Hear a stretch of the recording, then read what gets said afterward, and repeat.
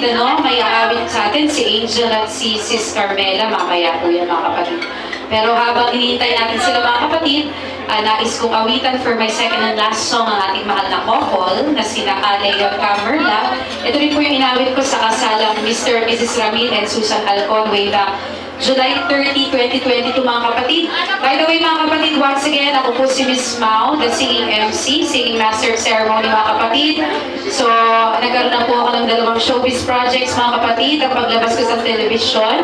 So, lumabas na po ako mga kapatid sa Abot Kamay na Pangarap po, September 22 episode mga kapatid. Kung nais nyo po mapanood, stream nyo lang po sa YouTube mga kapatid, 2.2 million views yan. At sa aking Facebook Reels mga kapatid, 7,600 views na po yan mga kapatid.